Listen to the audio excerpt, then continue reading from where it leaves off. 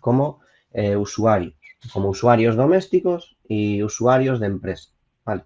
Si trabajamos como administrativo, como cualquier tipo de empleo, que a día de hoy es casi la totalidad, donde tenemos que usar un equipo informático, sea una tablet, un portátil, un PC, un terminal, lo que sea, pues hay ciertas pautas, ciertos conceptos que creo que deberíamos de tener medianamente claros, ¿vale? Entonces, vamos a ver primero qué es eso del concepto de malware, ¿vale? Y qué es eso de un virus. Un virus entra dentro, es un tipo de malware. Un malware es cualquier código que entre en... Hola Fátima, muy buenas tardes. Bienvenida.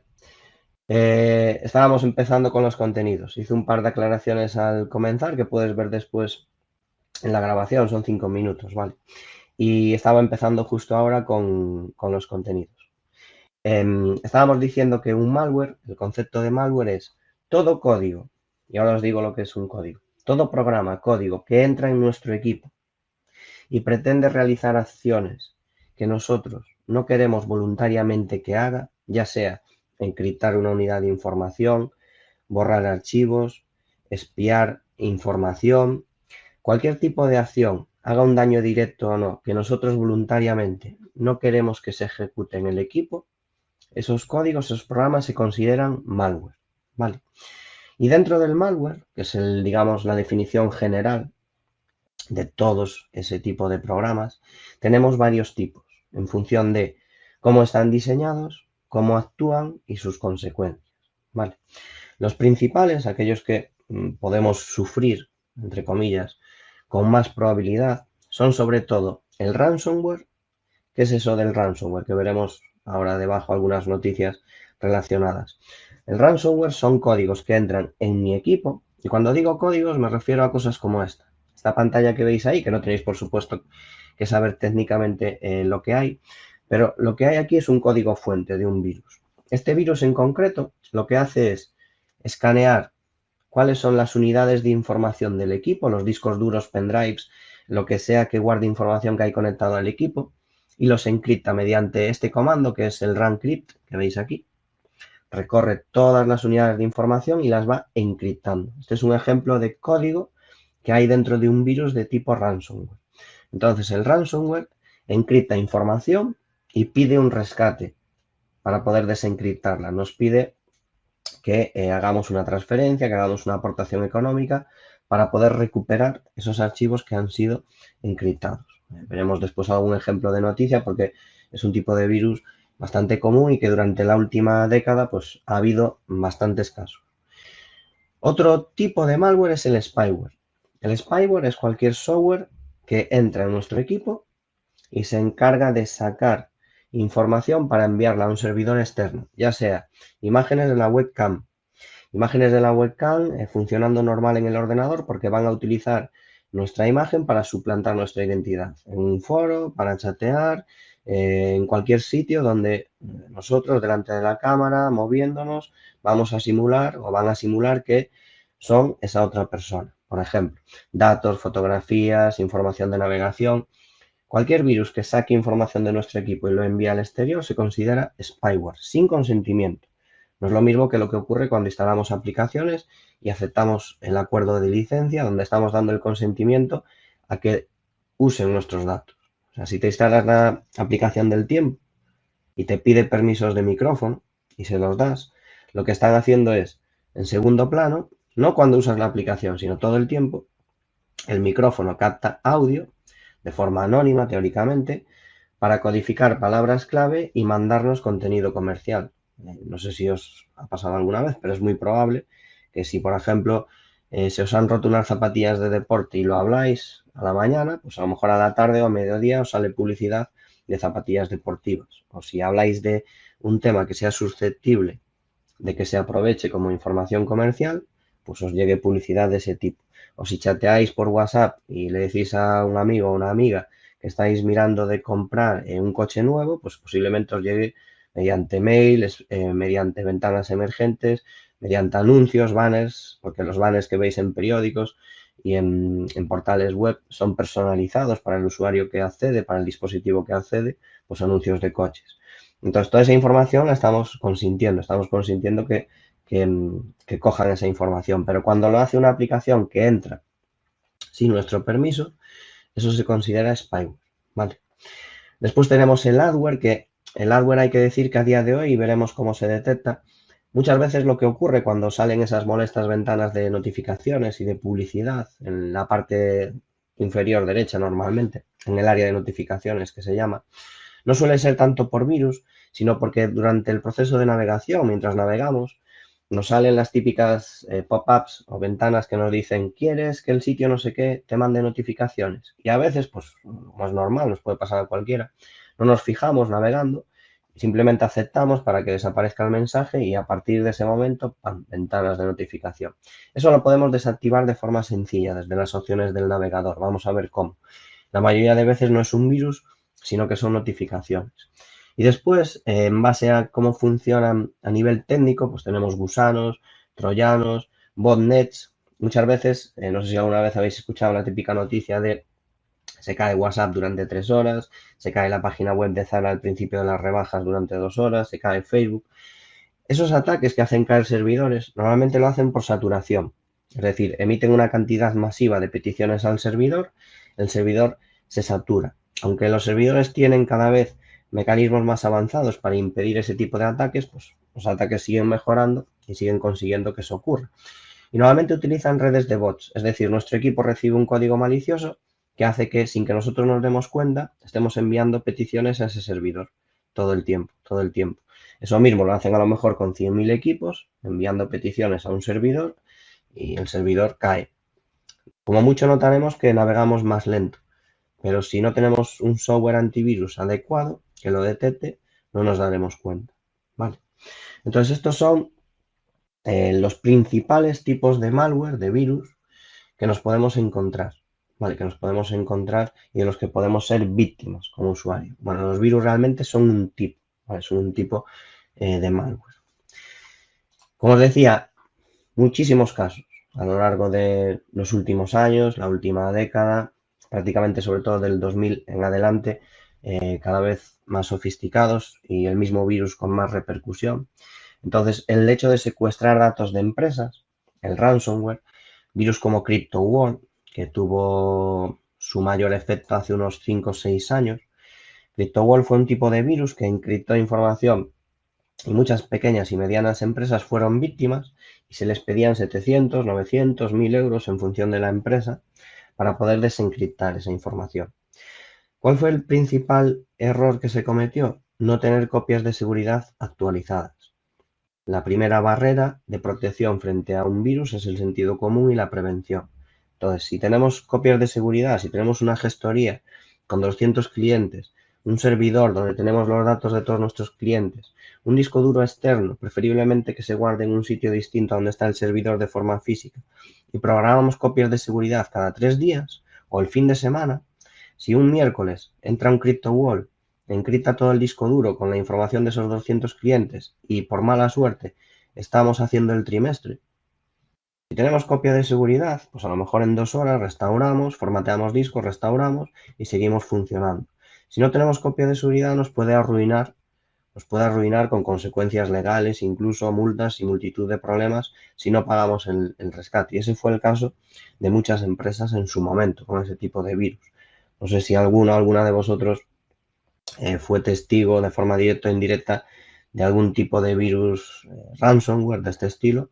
Si es así, pues lo podéis comentar con total libertad o podéis aportar vuestra experiencia, pero ha sido a lo largo de, como os digo, los últimos años un tipo de virus bastante conocido. Veis aquí esta noticia que habla, por ejemplo, sobre el Ayuntamiento de Sevilla, pero no es el único, ¿vale? Muchos ayuntamientos han sido víctimas de este tipo de virus. En este caso, pues un tipo de ransomware llamado Lockbit este año pasado, en septiembre del 2023, prácticamente la totalidad de equipos del ayuntamiento, porque eran los que estaban encendidos en el momento en que el virus se propagó, pues encriptó datos de esos equipos, ¿vale? Y los dejó inservibles durante un cierto tiempo hasta que pudieron formatear y restaurar toda la información que les fue posible. Más ejemplos de este tipo de infecciones. Sony es una de las compañías que más veces ha sufrido este tipo de ataques a lo largo de la historia y son varias veces las que han capturado datos, sobre todo de pago, información financiera, información de pago de todos sus clientes. ¿Vale? Bien, este de aquí, esta pantalla que veis aquí, es un virus que tuvo muchísimo auge, sobre todo en usuarios domésticos, pero también en empresas. Allá por el 2012, del 2012 al 2014, tuvo, digamos, su pico de éxito y era el conocido como virus de la policía. Lo que ocurría era que entraba en el equipo, infectaba el equipo y al arrancar el equipo te salía un mensaje como este, que después fue mejorando e incluso utilizaba la webcam y aparecía tu cara ahí, como si fueras un delincuente del oeste. Y básicamente te decía que la policía detectó actividad ilegal en tu equipo y que tenías que pagar una multa de 100, 200 euros para poder desbloquearlo y librarte de esos cargos.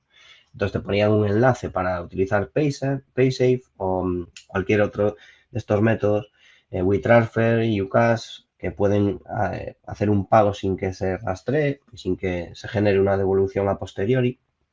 Y de a lo mejor 10 millones de personas que recibieron este virus, pues 100.000, 50.000 hicieron pagos y estafaron grandes cantidades de dinero con este virus, con el virus de la policía. Después pagabas y no te desbloqueaba nada. O sea, tenían que venir al servicio técnico. Por aquella época gestionaba una empresa que, entre otras cosas, lo que hacía eran este tipo de servicios y recibimos muchísimas incidencias de ese tipo de virus.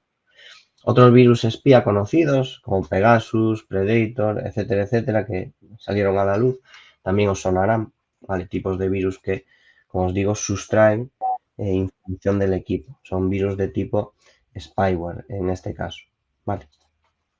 Estos son ejemplos, como os digo, de códigos maliciosos. Hay bastantes más, hay muchos más, pero mencionaremos alguno más un poco más abajo cuando hablemos de phishing, que es uno de los tipos de ataques más en auge en la actualidad, con diferencia. Pero estos son algunos tipos de virus. No sé si ¿os sonaba alguno a los que estáis, a las que estáis aquí presentes de estos virus que acabamos de mencionar o es la primera vez que los veis? Sí, os sonaba alguno, ¿no? Pegasus, el Pegasus sobre todo de las noticias. Sí, que es un poco gracioso porque Pegasus, claro, Pegasus estaba orientado a monitorizar dispositivos de gente supuestamente crítica, ¿no? Dentro de gobiernos, etcétera, etcétera. Pero la información de los dispositivos ya está fiscalizada por las compañías de cualquier dispositivo que usamos cualquiera y aunque se nos dice que legalmente los datos que recopilan tienen que hacerlo de forma anónima, o sea, cuando tú hablas de esas zapatillas y ellos archivan que el usuario X ha hablado de zapatillas y por lo tanto se les va a enviar publicidad de zapatillas. Teóricamente ese usuario X pues es un código de usuario de un teléfono que no tiene un nombre y apellidos. Esa es la teoría, pero no tenemos una forma fehaciente de saber que eso se está operando así, porque no tenemos acceso a sus servidores. Esas grandes empresas tienen sede fiscal en el caso de Europa, en Irlanda, en Estados Unidos, y el gobierno, en nuestro caso, de donde vivimos, no tiene acceso a esos servidores y no podemos corroborar que eso se esté operando así, tenemos que suponerlo. Entonces, bueno, muchas veces cuando se habla con cierto escepticismo o sospecha de este tipo de ataques, de virus, de que nos van a espiar de tal forma, pues a veces es un poco, bueno, un poco tontería, entre comillas, porque ya tienen todos los mecanismos para hacerlo. No, María Jesús, no es cierto que los Mac estén más protegidos frente a spyware. Es cierto que durante mucho tiempo han estado protegidos, no protegidos, sino que por su sistema operativo, por su arquitectura, las personas que diseñaban virus no los hacían tanto para Mac. Tenían, digamos, que más saña con sistemas operativos Windows. Pero ya desde hace una década ya existen virus para Mac que son perfectamente operativos. Por ejemplo, Linux quizás es el sistema que menos virus efectivos tiene, porque se diseñan menos virus para él y porque es más fácil, digamos, de proteger por donde se utiliza. Es un sistema un poco más específico de los equipos. Pero aunque existe menos volumen de virus para Mac, porque digamos que hay más usuarios de Windows todavía, aunque los usuarios de Mac ya son una cuota muy grande de mercado, sí que hay virus para Mac, ¿vale? Y sí que hay, por ejemplo, spyware para Mac igual, que saca datos de imágenes, cámara web, etcétera. Los antivirus de los que voy a hablar funcionan tanto para Windows como para Mac. O sea, son antivirus que funcionan para ambas plataformas, ¿vale? La única plataforma a la cual personalmente, por mi experiencia y por sus características técnicas y por cómo están hechos los antivirus, no recomiendo un antivirus, son los smartphones, Android y sistema operativo iOS, o sea, sistemas operativos móviles. Por suerte o por desgracia, los antivirus están más centrados en sacar publicidad y optimizar que en realmente escanear el tipo de virus que puede ser peligroso en un dispositivo móvil. Entonces, María Jesús, los antivirus que voy a mencionar son válidos tanto para Mac como para Windows. ¿Vale? No sé si queréis comentar algo más al respecto de estos virus de los que hablamos o alguna experiencia que hayáis tenido al respecto o continuamos. Vale, que vamos a hablar precisamente ahora de antivirus. Vale, vamos a hablar ahora de cómo operan los antivirus y cuáles son, digamos, los más recomendados. Vale.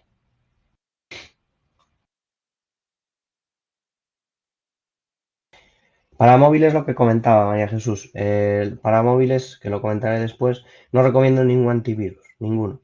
O sea, no recomiendo instalar ningún antivirus a día de hoy para un móvil. Lo que recomiendo para un móvil es el sentido común, que es de lo que vamos a hablar cuando hablemos de phishing. Los podéis instalar, los hay, los veréis en la App Store, los veréis en la Play Store, pero podéis probarlo vosotros mismos, vosotras mismas, lo podéis probar, la experiencia de cualquier antivirus, uno gratuito si no queréis contratar ninguna licencia, y veréis que lo que va a hacer ese antivirus es advertencias vacías, o sea, advertencias de que puedes optimizar el móvil, de que tienes espacio que puedes liberar, que accedas a la versión premium que te van a ofrecer, no sé, cosas más, pero de forma efectiva, si te llega un mensaje de phishing de un WhatsApp de un número de Tailandia, de un prefijo más 63, que a día de hoy, ayer hice una captura aquí, recibí un SMS de ese estilo, hoy un WhatsApp, o sea, están al orden del día. Si pulsas en el enlace, si sigues las instrucciones para que descargues el código, para que le des la información dentro de un formulario falso, ningún virus te va a advertir o te va a bloquear de esa navegación a día de hoy. Vale, a día de hoy. Quizás en un futuro eso cambie, pero a día de hoy es lo que ocurre. Vale. Bien, entonces, si os parece, avanzamos, como os comentaba, con el tema del anti-malware. ¿Vale? ¿Qué es eso del anti-malware? El anti-malware es todo aquel software que está dedicado a intentar proteger los equipos del código malicioso. ¿Vale? De códigos maliciosos. Hablaremos después de phishing. El phishing no es un código malicioso. Son tácticas para engañar al usuario, que es distinto. Pero de códigos maliciosos sí que disponemos de software, que son los antivirus, anti-spyware, anti-malware. No hay a día de hoy una solución comercial que sea una única cosa, sino que atacan múltiples factores que nos defienden de ese tipo de amenazas. Entonces, para entender por qué un antivirus es mejor o peor, es bueno o malo, tenemos que entender cómo funciona un antivirus. ¿Vale? Un antivirus funciona de dos grandes formas. Por un lado, el análisis o la base de datos de firmas. ¿Qué es eso de la base de datos de firmas? Desde que surgió el primer virus hasta hoy, imaginaros la cantidad de virus que han ido apareciendo y que han estado activos. Los antivirus tienen que tener una base de datos de esos virus, de esos códigos, para saber cuando uno de ellos entre en mi equipo que se trata de un virus. Es decir, es como si a un policía le dan la fotografía de un delincuente, de una persona que tiene que localizar. El policía está patrullando la ciudad y está mirando si ve a alguien por la calle que se parezca a esa fotografía que le han dado. Puede ser que la fotografía no tenga barba en la calle, sí, que tenga el pelo largo, corto, que lleve una ropa distinta, pero el policía va recorriendo, va mirando la fotografía y mira parecidos. El antivirus, en cuanto al análisis de firmas, hace lo mismo. Está escaneando el tráfico de datos que está fluyendo por mi equipo y está mirando si los códigos de esos datos se parecen a los virus que él conoce. Eso es el análisis de firmas. Vale. Y por otro lado está el análisis heurístico, que es el análisis de comportamiento. ¿vale? Ese sería el análisis del comportamiento, ¿vale? Si es amarillo, se mueve como un pato y hace cuac, pues es un pato, pues lo mismo. Tienen patrones de comportamiento de los virus, por ejemplo, un virus puede mutar de código, puede tener códigos distintos, pero puede tener unos pasos de actuación similares. O sea, un spyware puede entrar en tu equipo por un determinado puerto. O sea, los puertos son, como su nombre indica, como puertas, ¿no? Para que, según cómo sean los datos, salgan o entren del equipo. Por ejemplo, cuando navegáis por Internet, ese tráfico de navegación sale y entra de vuestro equipo por el puerto 80, por ejemplo. Los correos electrónicos, dependiendo de cómo los tengan configurados los servidores, puerto 500, puerto 990, ¿vale? Entonces hay una serie de puertos en el router y en la tarjeta de red del equipo que reciben información en función del tipo. Entonces, si hay un virus que entra por un determinado puerto, mete un archivo en tal carpeta del sistema y después crea tales archivos en el registro, el antivirus mira si alguno de los programas que está en el equipo o la actividad que está teniendo lugar en el equipo representa esa secuencia de pasos. Y si esa secuencia de pasos ocurre, salta una alarma. Entonces dice, ¿quién está haciendo esto? Es como si tienes una tienda y hay un sistema inteligente de alarma y detecta que se está abriendo una ventana de una altura sin haber desactivado la alarma y detecta que un cuerpo está entrando por esa ventana, pues un patrón de que posiblemente estén entrando a robar en mi local. Pues aquí ocurre lo mismo. Entonces, no detectan, no escanean el contenido, sino que escanean el comportamiento. Ese es el análisis heurístico, ¿vale? De que hace un antivirus, ¿vale? Entonces, veis más o menos claro estos dos conceptos, estas dos formas en las que un antivirus se encarga de ver a ver si un virus está entrando en el equipo. Vale. Entonces, si tenemos esto claro, ¿qué va a hacer que un antivirus sea mejor o peor? Dos cosas. Una va a afectar a la eficiencia y otra a la eficacia. Y el balance va a ser muy importante. La eficiencia y la eficacia. La eficacia es que haga lo que tiene que hacer, o sea, que detecte virus. Entonces, eso va a ser posible que lo haga bien si tiene, por un lado, una gran base de datos de virus, o sea, cuantos más virus sea capaz de reconocer mejor, y cuanto más rápido se actualice según los virus aparezcan, mejor también. Es decir, velocidad de que salga la vacuna desde que aparece el virus, porque el virus siempre aparece antes que la vacuna, porque si no, no tendría sentido que una empresa de antivirus haga una vacuna contra algo que no conoce. Entonces, cuanto más rápido eso ocurra, cuanto menor tiempo haya entre que aparece el virus y tu antivirus se actualiza y ya lo detecta y ya lo neutraliza, y la cantidad, la riqueza de su base de datos, esas dos cosas hacen que un antivirus sea eficaz. Y si además lo hace consumiendo el menor número de recursos posibles del equipo, entonces es eficiente y es un buen antivirus. Eso es lo que va a hacer que un antivirus sea bueno, que sea mejor o que sea peor. Vale. Entonces, si nos vamos directamente a hablar de posibles soluciones comerciales, ¿vale? Si hablamos de qué posibilidades tenemos, tanto en Mac como en Windows, tenéis software de seguridad propio dentro del equipo. Por ejemplo, en Windows, si os vais a inicio, que es el equipo que tengo aquí con el que me estoy conectando, y escribís seguridad, Defender, antivirus, voy a poner por ejemplo Defender, os saldrá un apartado que es seguridad de Windows o protección antivirus contra amenazas. Cualquiera de los dos os va a llevar a secciones dentro del mismo grupo de Windows. Entonces aquí veréis que se despliega esta ventana y este es el antivirus que trae Windows incorporado en el sistema operativo, donde podemos hacer un examen rápido, donde podemos hacer un examen más profundo cada cierto tiempo y tener activado el escaneo en tiempo real, ¿vale? Ahora mismo aquí, por ejemplo, está activado el escaneo en tiempo real, ¿vale? En el caso de Mac, los que tenéis Mac, tanto iPad como portátil, como sobremesa, Mac también tiene su apartado de seguridad. Imagino que aquellos o aquellas que sois usuarios de Mac, veréis que Mac tiene su apartado también de seguridad dentro de su configuración, dentro de sus ajustes.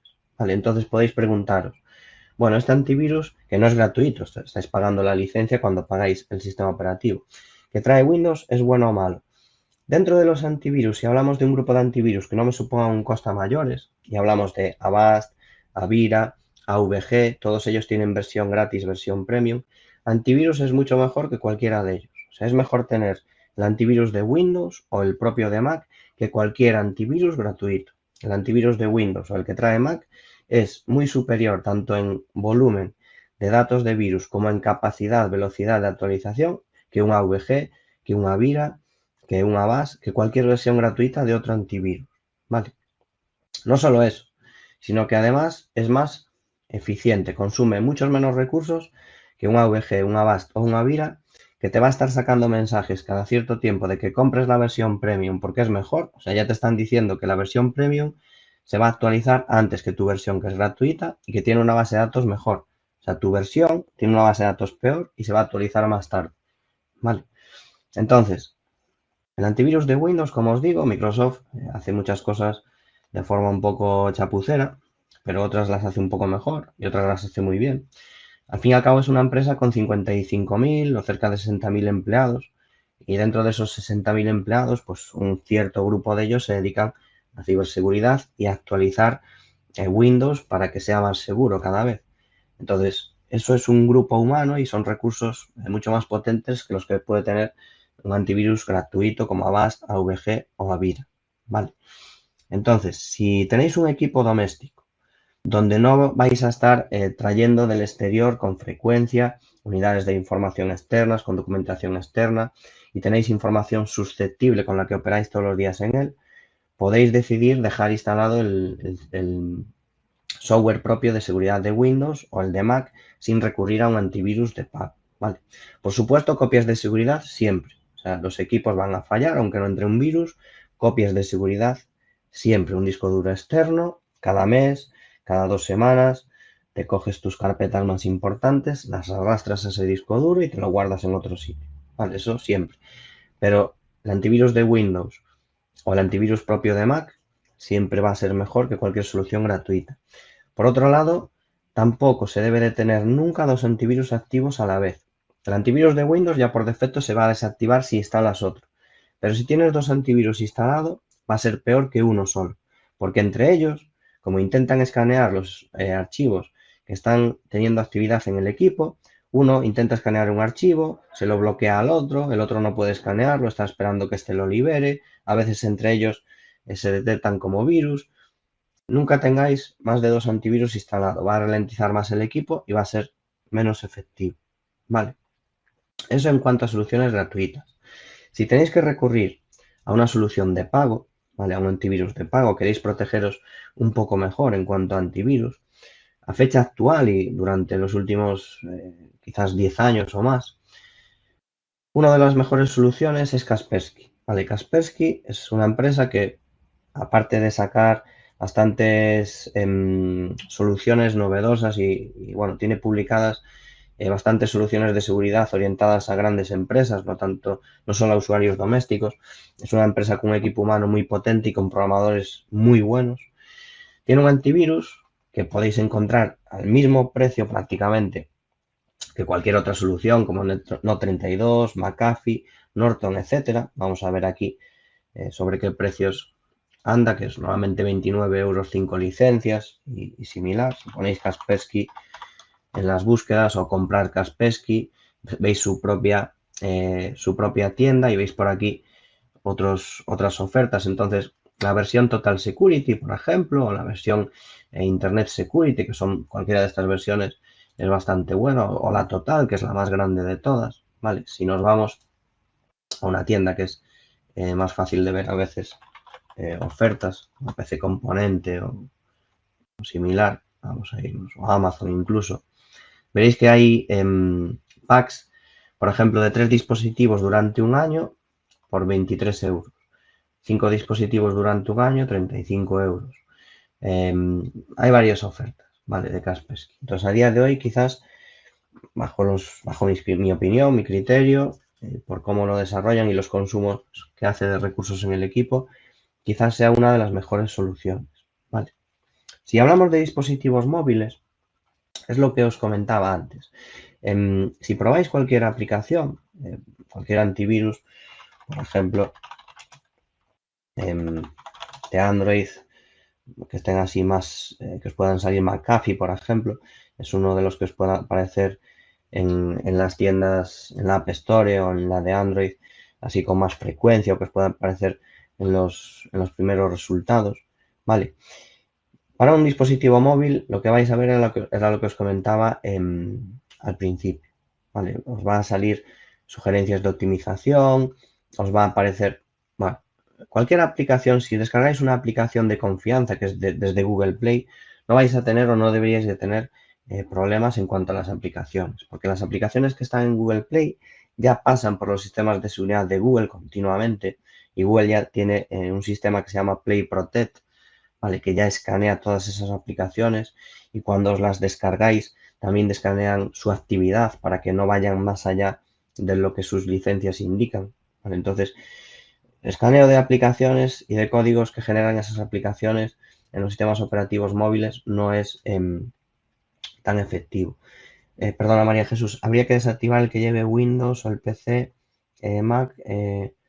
El PC de Windows o la seguridad de Mac, cuando instalas un antivirus, se desactiva de forma automática. O sea, puedes comprobar que cuando instales un antivirus distinto, Windows, su Defender ya se va a desactivar y Mac exactamente lo mismo. Entrando en la configuración lo puedes ver. Eso mismo no ocurre entre antivirus del estilo, por ejemplo, te instalas un AVG y un McAfee. Entre ellos no se desactivan, o sea, van a estar los dos activos. ¿Vale? Entonces, que en tu Mac te instalas un Kaspersky, por ejemplo, te lo instalas y cuando acabes de instalarlo, acudes a la configuración de seguridad de Mac y compruebas que se haya desactivado. O si tienes un Windows, pues yo me vendría aquí a la seguridad de Windows y comprobaría que aparece desactivado. Windows te pone desactivado, hay otra aplicación de seguridad en uso, un mensaje similar. ¿Vale? Entonces lo que vale, sería un poco la base de uso de un antivirus. Equipo doméstico. Equipo donde no tengo un gran trasiego de información y que tenga sobre todo información privada, o sea, fotos, vídeos, mis facturas de casa, lo que sea, que no es un equipo crítico y tengo copias de seguridad, antivirus de Windows y un poco de pautas de seguridad debería ser suficiente.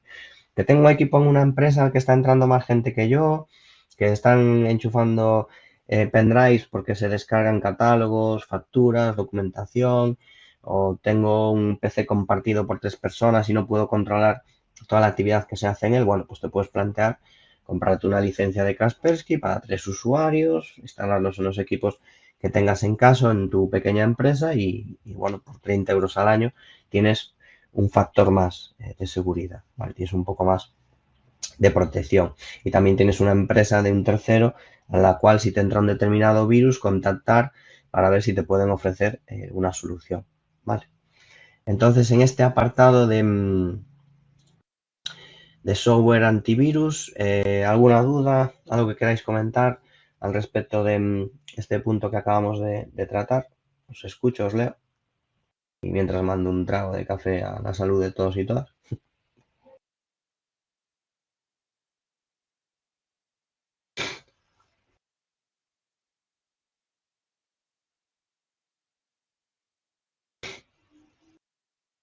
Dejo escribir. Creo que hay gente que estáis en ello. Vale, gracias por la respuesta, Sleima.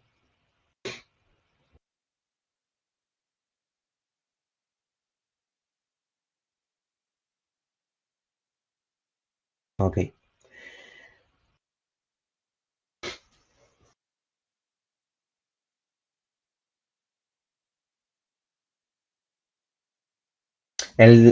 María Jesús, buena pregunta. Es que sí, es un tema de optimización. El disco duro se sigue, no, ignorancia ninguna. Aquí nadie nace aprendido. Todos tenemos que, para eso vamos, si yo me apunto a un curso de algo es porque no sé de eso. Normal que preguntes. Bendita ignorancia, que es la que nos lleva a aprender. El caso, los sistemas operativos siguen desfragmentando, ¿vale? Windows sigue desfragmentando. Lo que pasa es que, bueno, no sé si acordasteis o llegasteis a utilizar Windows más antiguos. Voy a buscar la pantallita para que veáis cómo era, a ver si os evoca recuerdos en caso de que hayáis sido usuarios en su momento. Windows XP, Windows 95. Mi primer Windows, pues el primer Windows que me llegó, primer ordenador, yo tenía unos 14 años, fue Windows 95. Y de aquellas había una utilidad dentro de Windows, a ver si veis aquí, disco Windows 95, que era el desfragmentador, que podía ser hasta un poco relajante ver cómo se hacía. Mirad, os enseño la imagen, a ver si a alguno o a alguna le suena. Era algo como esto de aquí. Bueno, se ve un poquito mal, a ver si hay una que se vea mejor. Era algo como esto, el desfragmentador de disco. Entonces, el desfragmentador de disco lo que hace es, en una unidad de almacenamiento, en un sí, la verdad, nos damos cuenta que, bueno, no es que seamos viejos, somos vintage, estamos madurados con el tiempo. Em, esta utilidad de Windows 95, de XP, que yo muchas veces la ponía, no porque hiciera falta el fragmentar, porque bueno, me entretenía ahí un rato viendo los cuadraditos. Lo que hacía es, pues tú en tu disco duro, cuando vas metiendo información y borrando, metiendo y borrando, lo que ocurre es que esa información, como borras, introduces, borras, modificas, crece, no se guarda de forma continua en el disco. A raíz de esos borrados y esos guardados y esas modificaciones, se va salpicando a lo largo del disco duro, ¿no? Incluso, pues un archivo normalmente no se guarda de forma continua, sino que se trocea y está en partes distintas del disco. Eso con los discos duros SSD, de lo que hemos hablado en, en la sesión 3, no es tanto problema, pero con los discos duros convencionales es más lento posicionarte o recorrer un archivo si el archivo está troceado en partes que están salpicadas a lo largo del disco duro. Y entonces, ¿qué hacía el desfragmentador? Bueno, pues iba cogiendo todos los sectores, porque se les llama sectores a los trozos de disco, y para cada archivo y para todos los archivos los iba organizando, los iba colocando todos juntos desde el principio, los archivos de datos. Entonces, al desfragmentar el disco, pues después iba un poco más rápido, iba un poco mejor, ¿vale? Incluso por cómo funcionaban aquellos sistemas operativos, a veces un archivo podía llegar a dar errores si estaba muy fragmentado. Entonces, incluso, pues se solucionaban ese tipo de errores, ¿vale?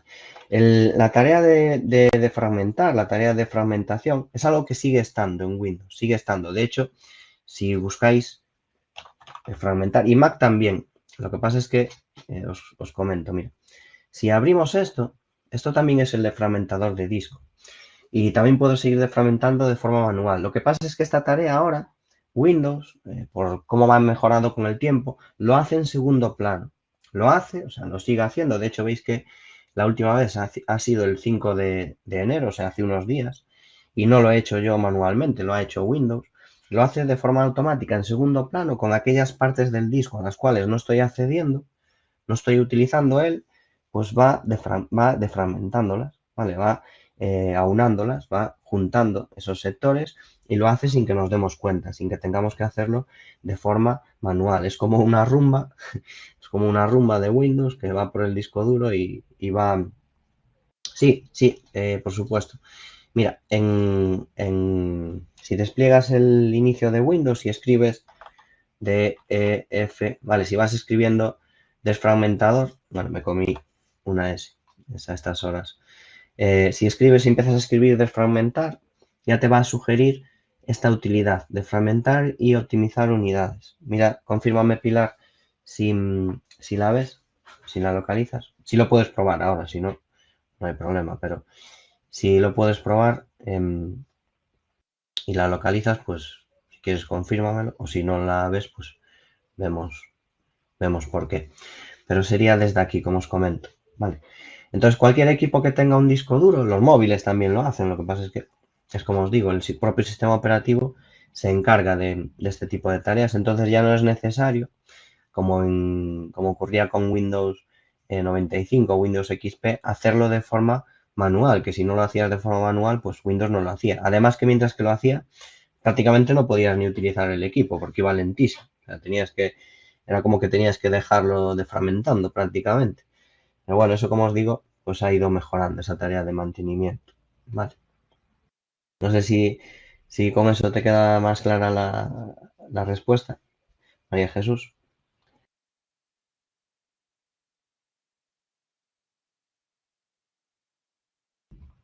Nada, a ti por preguntar, que así también hablamos de más cosas.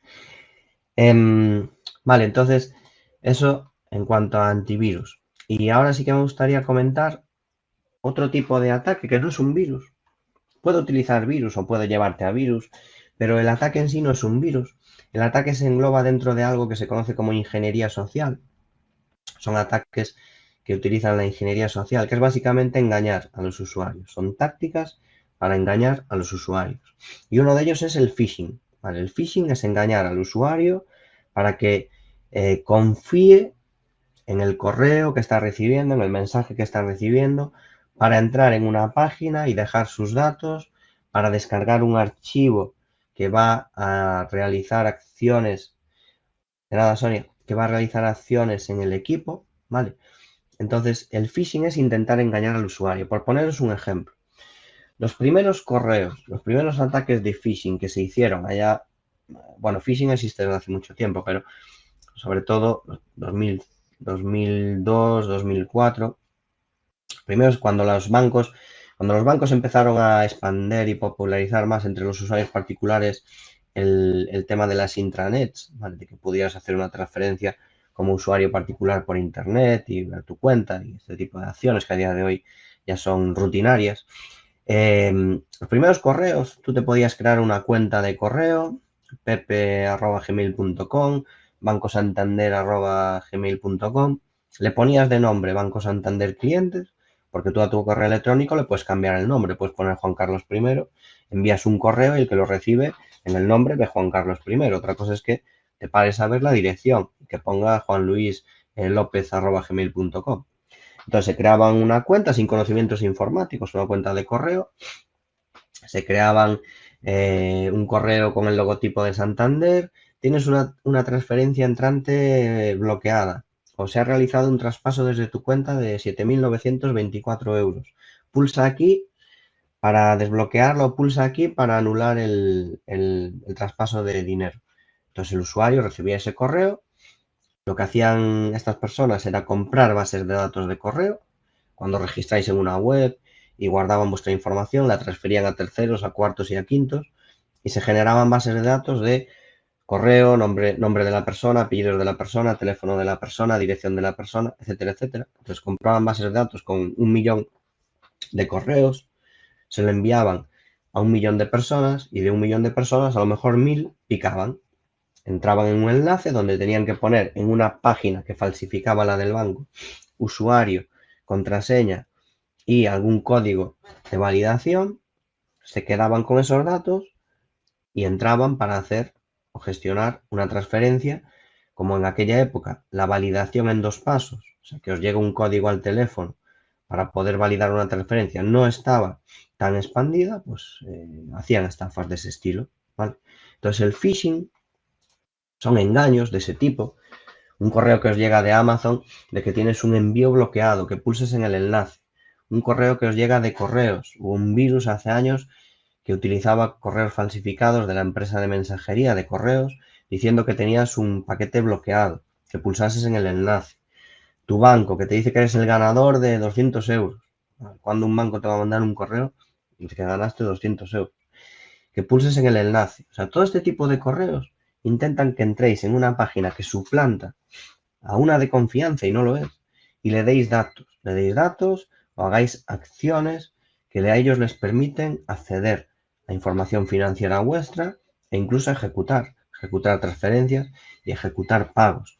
Hay otro tipo de estafas de phishing, de otro tipo de engaños, como por ejemplo, para poder quedarse con las cuentas de WhatsApp de alguien, si no tenéis activada o si activáis la verificación en 2 pasos de WhatsApp, que os lo recomiendo, si entráis en la configuración de WhatsApp, veréis que hay un apartado en ajustes, dentro de cuenta, que es la primera sección que veis, que pone verificación en 2 pasos. Si no la tenéis activada, os recomiendo a todos y a todas que la activéis. La verificación en 2 pasos lo que va a hacer es que si alguien intenta instalarse WhatsApp, vuestro WhatsApp con vuestro número en otro dispositivo, ¿vale? Además del típico SMS que os va a llegar, porque este WhatsApp que veis aquí a la izquierda, este es un ataque reciente, donde utilizaban un nombre de la agenda del que recibe el WhatsApp para decir te llegó un código de 6 dígitos por error, me lo puedes enviar. Y ese código era el SMS de WhatsApp cuando instalas WhatsApp en otro dispositivo. Entonces se quedaban con tu cuenta de WhatsApp durante a lo mejor una semana mientras lo reclamabas y te lo volvían a desbloquear. Si activáis la verificación en 2 pasos, si la activáis, además de eso, os va a llegar un ping informándoos de que se está intentando instalar WhatsApp en otro dispositivo. Vale, y sin ese ping no lo pueden hacer. Entonces es recomendable que lo activéis. María Jesús, te paso con Leroy Merlin. Te solicitó el código de la visa, pero no llegaste a picar. No llegaste a picar porque dijiste, qué raro que me pidan claro, el código de la visa, efectivamente. O cosas, mensajes de este estilo, correo de Amazon. A mí me llegó antes de ayer, que lo puse aquí porque me viene bastante a cuento, un mensaje, un SMS que utilizó la identidad de ING, porque el que veis de primeras es un mensaje real, el que veis arriba, pero el de abajo no. El de abajo el día 7, el domingo, a la tarde me llegó y pone, se ha realizado un traspaso por importe de 4.886 euros. Si no has sido tú, verifica inmediatamente. Y te ponen ahí un link. Claro, una persona que a lo mejor no tiene una base de conocimientos sobre seguridad, pues puede ocurrirle que reciba ese mensaje, tiene cuenta en ING, yo tengo cuenta en ING, y que diga, hostia, está intentando transferir 4.800 euros, voy a pulsar. Claro, si pasa esto y dudáis, por ejemplo, María Jesús, a ti te llegó un correo del Leroy Merlin y a lo mejor habías hecho un pedido y le habías pedido productos, a mí me llega este mensaje de ING y tengo ING, donde tenéis que acudir para comprobarlo no es ese link, es a la página o a la aplicación de esa empresa, o llama, efectivamente, hiciste justo, actuaste de manual, o sea, si a mí me llega un correo de una empresa o de un banco diciéndome que pasan este tipo de cosas, lo que tengo que mirar es entrar en la aplicación del banco y ver, a ver, ¿hay algún traspaso? Porque me parece raro, porque para yo hacer un traspaso siempre tengo que verificarlo con un código que me llega al móvil, qué raro. O si me llega ese mensaje del Leroy, pues cojo y llamo y digo, mira, me mandasteis un mensaje sobre este asunto. Ese es el modus operandi. O os llega un WhatsApp, que a mí también me pasó hace poco, con prefijos, suelen utilizar prefijos de Tailandia, que es el más 62, más 62, más... hay otros, tenía aquí otro, más 39, el más 39 creo que es Italia.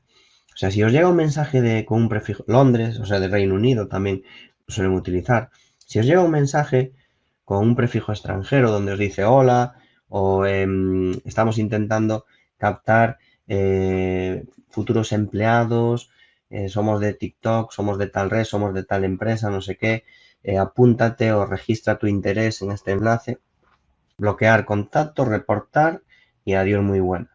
¿Vale? Porque lo que están intentando es un ataque de este estilo, un ataque de phishing, ¿vale? Entonces, ya sea mediante correo electrónico, páginas clonadas con esos enlaces, le das al enlace y parece que es la página de ING y te pide tu DNI, te pide tu contraseña y después te pide unas coordenadas, pero no es la página de ING, mediante mensajes, mediante llamadas. Hubo, y salió en las noticias hace cuestión de un año y poco, un grupo de ciberdelincuentes, que en este caso tenían su origen en Sudamérica, en América del Sur. Lo que hacían era, habían accedido a base de datos de determinadas compañías aéreas, entonces tenían acceso a los vuelos que salían desde países europeos, en este caso pues, era desde España, hacia países de Sudamérica y escaneaban aquellos vuelos donde las reservas habían reservado un solo billete, o sea, personas que viajaban solas, ¿no? Que no viajaban, que se habían comprado 2 o 3 billetes a la vez y localizaban en los correos, a base del correo de la persona, información personal, localizaban un contacto de una persona con la que se relacionaba por las redes sociales, de un familiar, de lo que fuera.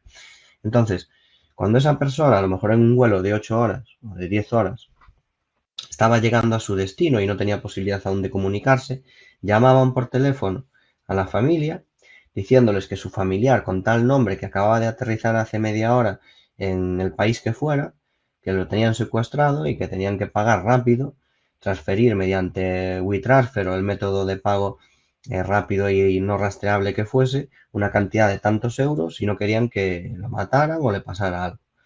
Y el familiar a lo mejor estaba todavía en el avión y no tenía posibilidad de comunicarse.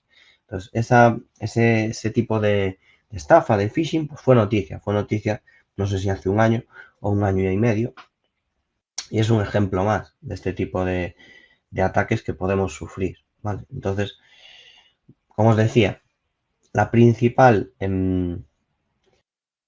hacia una cuenta.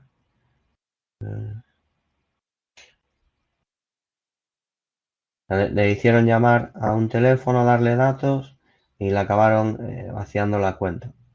Pues modus operandi de actuaciones, como os digo. Modus operandi. Entonces, el sentido común, el tener unos conocimientos base que os permitan identificar este tipo de estafas es lo básico. Es lo básico. Vale. Una cosa que no mencioné antes, el tema de las notificaciones, que no os dije, ¿vale? Cómo mirar en un navegador, dos cosas, las notificaciones y evitar las cookies de terceros, ¿vale? Hay un dato que es el tema de las cookies. Las cookies no son malas per se, o sea, una cookie es un elemento técnico que las webs necesitan para guardar información del usuario. Cuando tú entras en una web sin registrarte y entras en una tienda online sin registrarte, por ejemplo, y ves productos, ves chaquetas, la próxima vez que entres, aunque no te hayas registrado, te van a sugerir chaquetas. O si entras en una web y la personalizas en tu idioma o en la web del tiempo y accedes al tiempo de tu localidad y vuelves a entrar, te sigue ofreciendo el tiempo de tu localidad. Eso es porque esa web utiliza cookies para guardar información tuya o incluso para saber qué navegador estás usando, para adaptar la web a tu navegador o para saber si estás entrando desde un móvil para adaptar la web al tamaño de tu pantalla. Entonces las cookies son necesarias para las páginas web. Lo que puede suponer un peligro son las cookies de terceros. Es decir, cuando aceptáis todas las cookies, una de las acciones que podéis aceptar es que esas cookies, esa información que ponéis en un formulario de navegación, las páginas que visitáis, se envíen a otras empresas distintas y entonces rastreen vuestra actividad.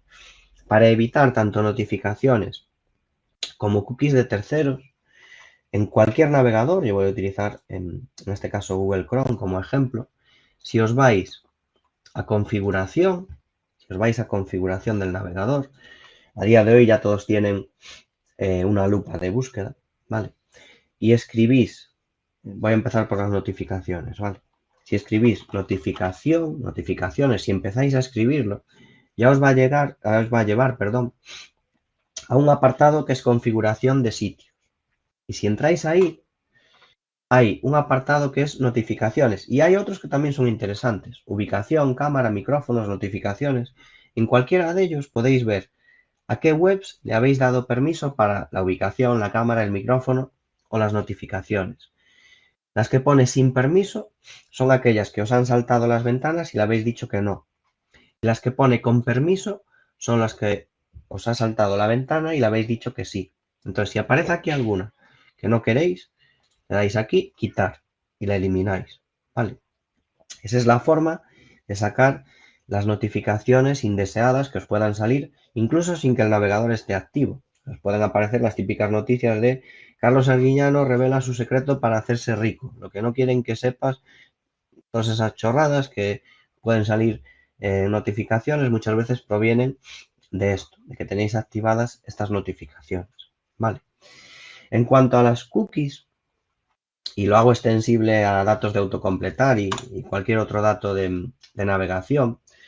Si ponéis, por ejemplo, lo más rápido y lo más sencillo, si escribís la palabra borrar en la configuración del navegador, os va a salir una opción que es borrar datos de navegación.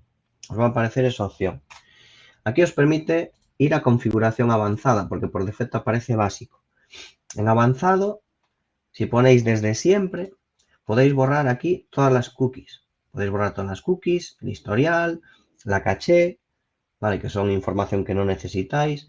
Podéis cargaros estos datos que pueden hacer que si los borramos cada cierto tiempo, pues nuestra actividad sea un poco más segura. Y además de esto, bloquear las cookies de terceros. ¿Cómo se bloquea eso de las cookies de terceros? Que aunque os pidan el permiso el navegador nunca se lo dé. Si buscáis cookies y os vais a un apartado que se llama literalmente cookies de terceros, tenéis tres opciones: permitir, bloquear cuando estéis en modo incógnito o bloquear siempre. Recomendación: bloquear siempre cookies de terceros. Tener esta opción siempre activa, ¿vale? Recomendable. Entonces, esas son pautas de navegación básicas en cuanto a seguridad. Saber dónde están los permisos que le habéis dado a las páginas web. Están en configuración de sitios. Aquí podéis ver, como os digo, si le habéis dado permisos de ubicación a una web, si le habéis dado permisos de cámara, micrófono y de notificaciones, y sacárselos, ¿vale?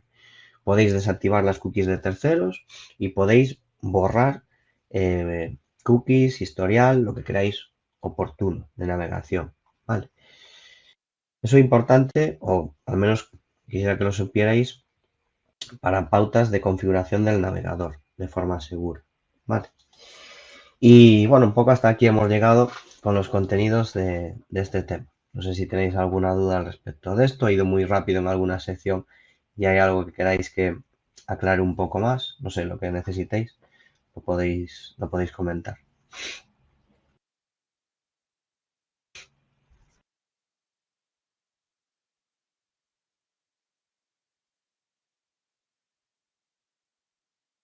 Sí, eso es normal. Al ponerse a actuar y a navegar, pues es normal que aparezcan dudas. Como os dije al principio, ¿vale? Como os dije al principio, en el foro de la MF4 colgaré una entrada que se va a llamar Aula Virtual MF4, donde voy a poner estas diapositivas, donde voy a poner el enlace de descarga a una herramienta que se llama Super Anti-Spyware, que es un software de antivirus enfocado en spyware, que es gratuito, que podéis descargar, podéis escanear el equipo, desinstalarlo y volver a hacer lo mismo dentro de un mes, que es recomendable que lo hagáis de forma periódica. Y en ese foro, efectivamente, tal y como estáis comentando, Asleima, es donde podéis sugerir, preguntar, incluso en el correo, pero mientras el curso esté activo, me gusta más el foro porque lo vemos todos. Entonces, si alguien tiene una duda y se aporta pues, un manual o un software, pues todos pueden verlo. Entonces, pues podéis plantearlo en el foro y en el correo, pues si acaba el curso y tenéis alguna duda, pues me lo mandáis al correo, por supuesto.